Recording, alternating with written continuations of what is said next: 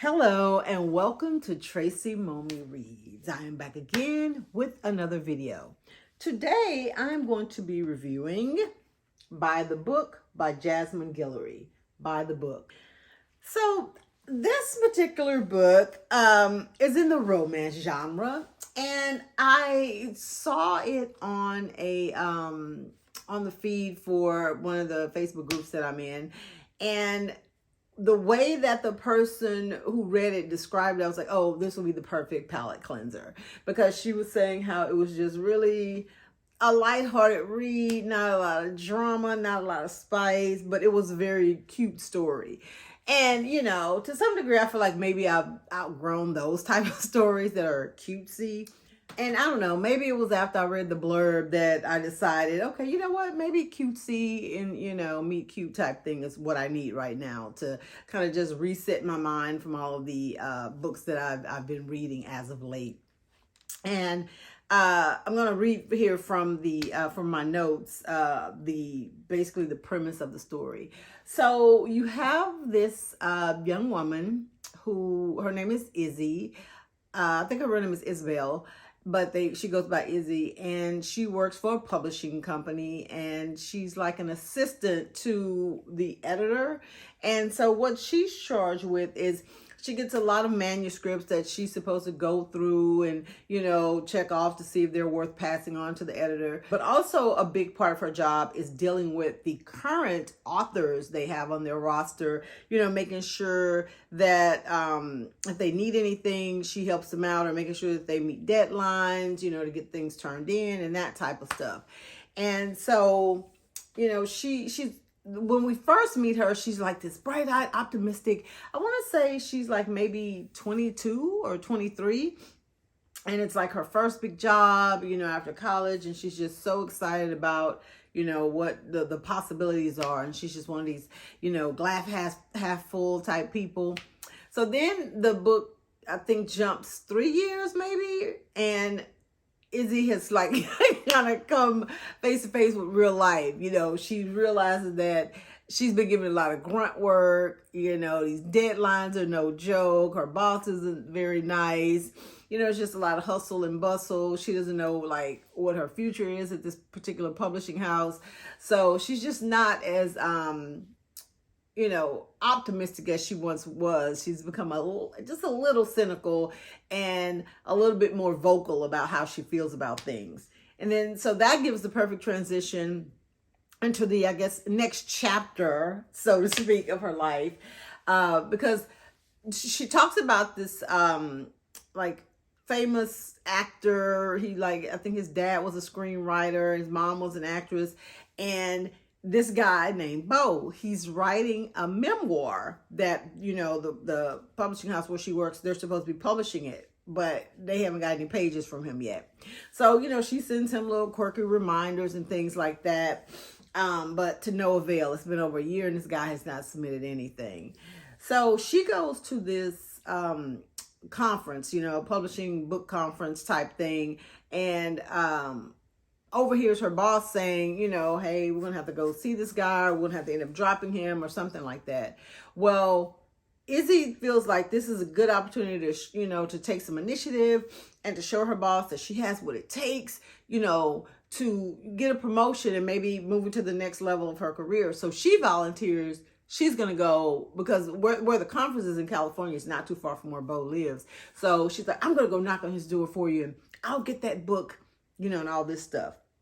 And then therein starts the big piece of the story and how Bo and Izzy connect. And I guess this book, even though it's a romance book, you have all these subgenres. And I think this is like the grumpy sunshine, where one of the characters is like grumpy and just everything is doom and gloom, and the other person is, even though Izzy is not as optimistic as she was when the book first opened, she's still optimistic, especially in comparison to Bo, who's very pessimistic.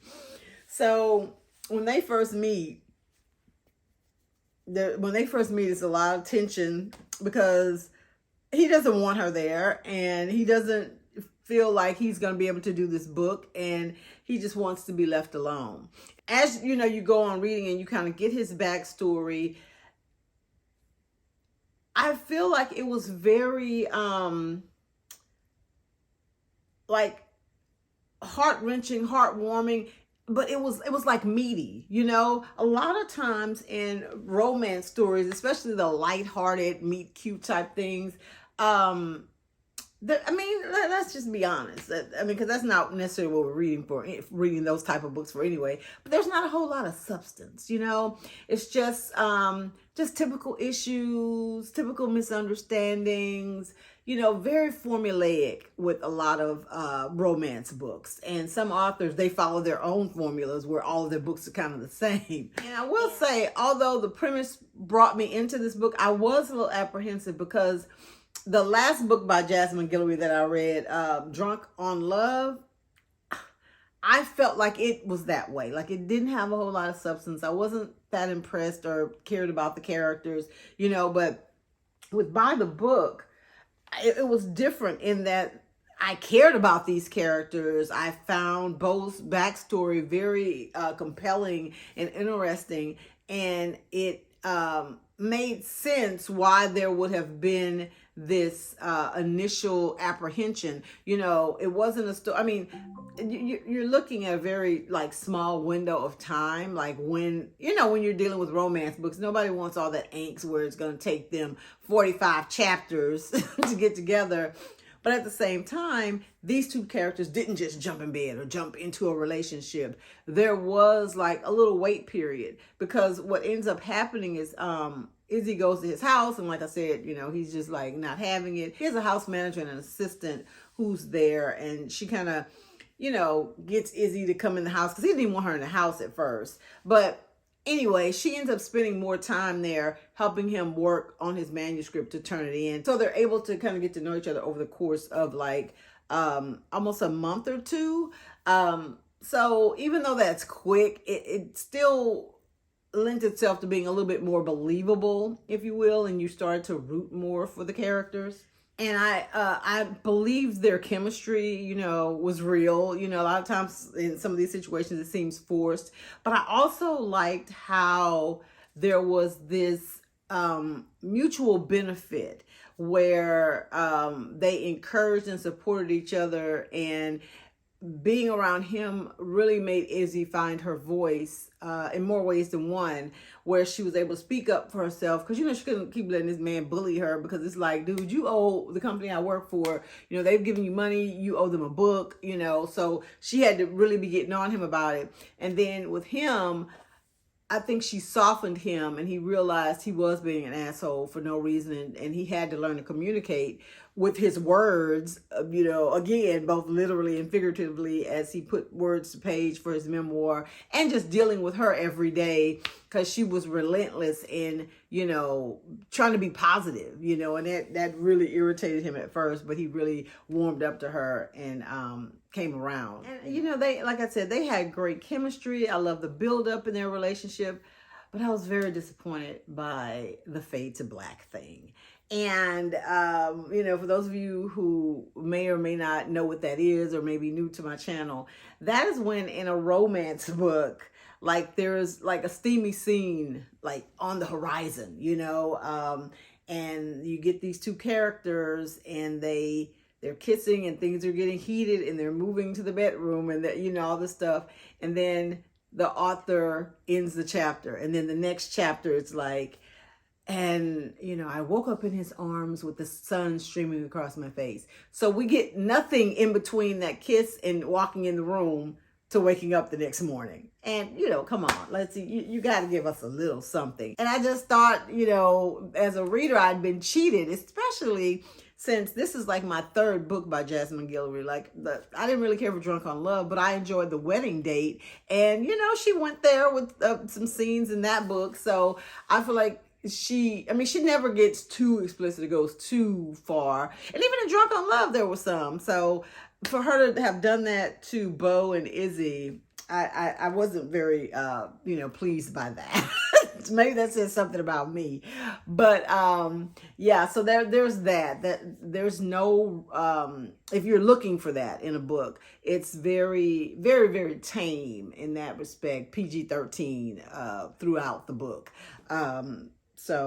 But I feel like their chemistry more than made up for it. It wasn't like, oh, because it doesn't have this book isn't worth reading. No, not at all. That's not the case at all. So like with most books in this genre, the bubble, has to pop at some point, right? Because you get these two people that are so like immersed in their own world and in their own bubble. And what happens is, remember, Izzy is here she's actually supposed to be working, and she has been, they set time aside for writing and talking about his book and everything. But her life and her job are actually in New York. And she gets this call for this opportunity that sends her back a little bit earlier than she expected. So now you're just wondering, okay, how are they going to make this work? They are literally on the opposite ends of the country. He's in California and she's in New York. But of course, there is a happily ever after.